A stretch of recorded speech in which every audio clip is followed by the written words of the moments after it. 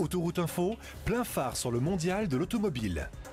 Voilà, on se retrouve porte de Versailles à Paris pour cette édition 2012 du Mondial de l'automobile où nous sommes en direct tous les jours entre 10 et 16 heures et ce jusqu'au 14 octobre. Alors l'émission Plein Phare est réalisée par Alexandre Bardet avec à la régie vidéo Sébastien Bontemps. Pour cette émission, je vous rappelle que nous sommes sur le stand de l'ASFA, l'association professionnelle des autoroutes et ouvrages routiers, qui nous accueille dans le pavillon 2.2 et depuis ce matin, plein phare sur les véhicules de plus en plus sûrs. Avant de retrouver notre invité Marc Debord de chez Volvo, on va tout de suite aller voir ce qu'il se dit du mondial de l'automobile sur la toile avec Olivier Noël. Déjà 13 jours de mondial et c'est l'heure des premiers bilans. Pour la nouvelle République.fr, une des avancées principales, c'est la mise en valeur des véhicules électriques rangés en marge des principaux stands il y a 2 ans. Ils sont cette fois mis à l'honneur et si le public qui se prépare à un avenir teinté de sobriété répond présent, il reste encore partagé. Les stands de Porsche, Maserati ou Ferrari sont en effet toujours pris d'assaut. Même dilemme sur le monde.fr, à côté d'un article consacré à l'intérêt croissant des Français pour les carburants contenant du bioéthanol. Le site ne résiste pas à la tentation de nous présenter les 10 indécentes du mondial sportif. Luxueuses, énergivores, elles n'ont pas fini de faire rêver. Énergie électrique, bioéthanol et si l'avenir était à l'hydrogène. Enerzine.com et Caradisiac.com nous présentent le e-Kangoo, visible en avant-première au mondial. Équipé d'une pile à hydrogène, il offre une autonomie de 2 fois supérieure à un véhicule électrique équivalent. 1 millier de ces véhicules devraient être commercialisés dès l'an prochain.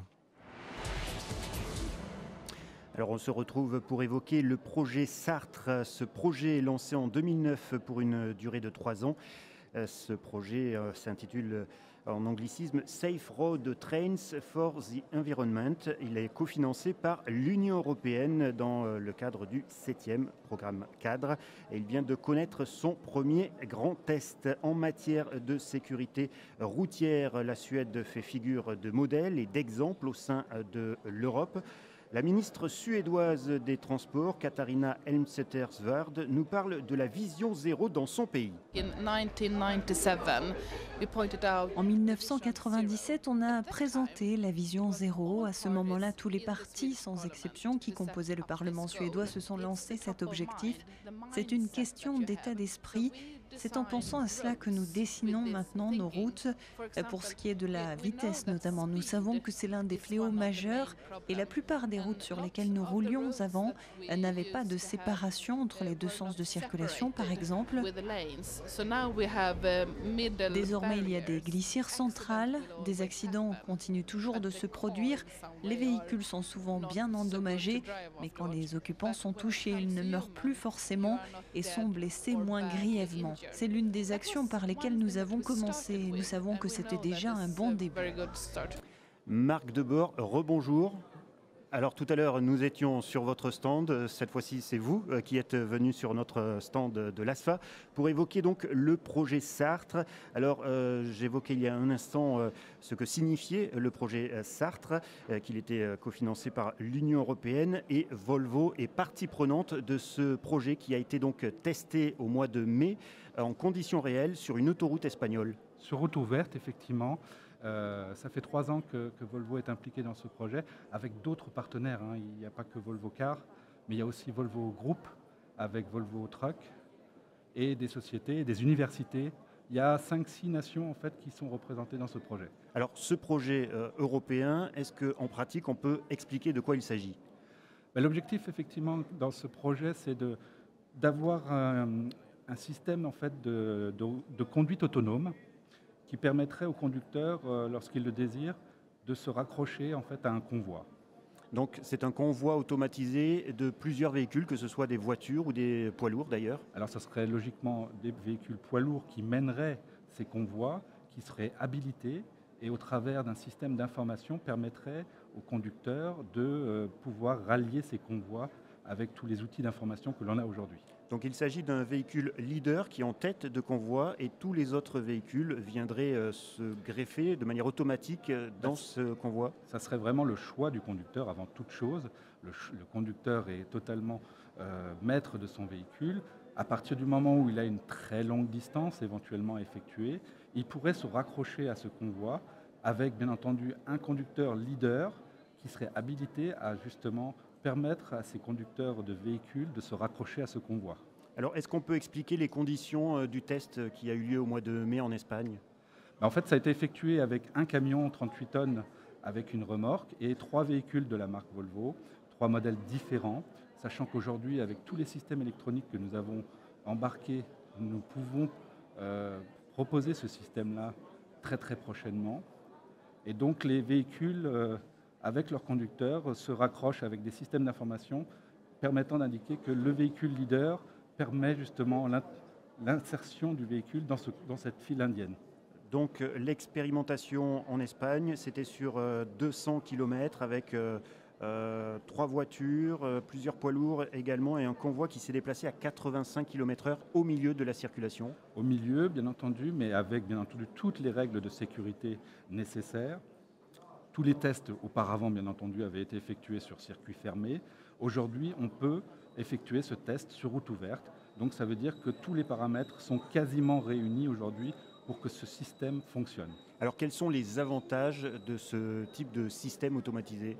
Encore une fois, il y a plusieurs paramètres. Ce sont d'abord des aspects sécuritaires, ensuite des aspects environnementaux et bien entendu après le confort des usagers qui permet à tout moment d'éventuellement de se reposer, sachant qu'une fois que vous êtes dans le convoi et que vous avez validé votre position, vous pouvez quitter les mains du volant et des pédaliers et éventuellement lire si vous voulez ou profiter des passagers qui sont avec vous. Alors est-ce que ce type de système, est-ce qu'il n'y a pas le risque de déresponsabiliser un petit peu les autres conducteurs, ceux qui vont se greffer au convoi ? Encore une fois, c'est le choix du conducteur, il est totalement responsable. À partir de là, le système, une fois qu'il sera entériné et validé à 100%, sachant que ce n'est pas encore le cas, on est encore en phase de test, on est sur du moyen long terme, mais en tout cas Volvo a récemment conclu un partenariat justement sur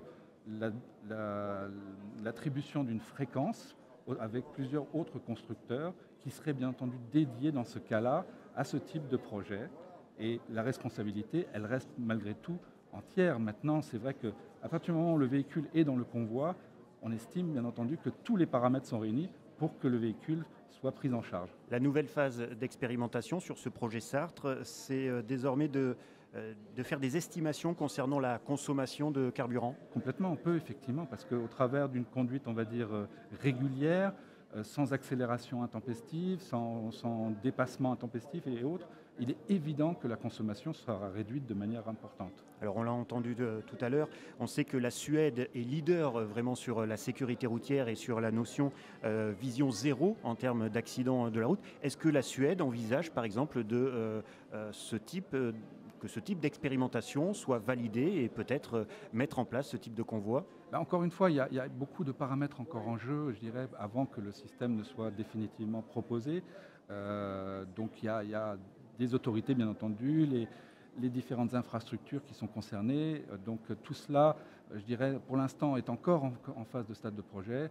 Il y a encore énormément de discussions avant qu'il y ait une validation définitive pour voir ce projet aboutir. Et il faudra peut-être aussi évaluer l'acceptabilité sociale de ce type de projet. Bien entendu, c'est évident.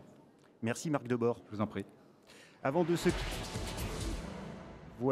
quitter, un tour dans l'actualité de cet automne. Le saviez-vous, dans moins d'un mois, à partir du 1er novembre, tous les pneus vendus en France devront afficher un étiquetage européen semblable à ce qui se fait déjà dans l'électroménager ou sur les voitures, mais qui va bien au-delà de la simple dépense énergétique. Alors tous les manufacturiers de pneumatiques insistent ici sur l'arrivée prochaine de ce nouvel étiquetage. Dominique Aymon, responsable de la communication scientifique et technique chez Michelin.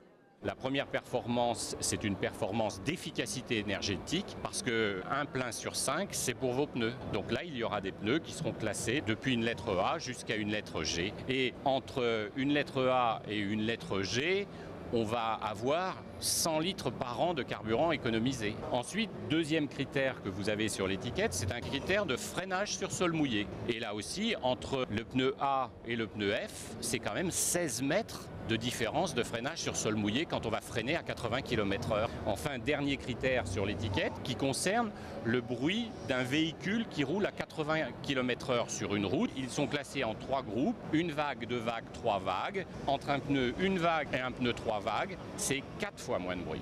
Dominique Aymon était interrogé par Emmanuel Albisser.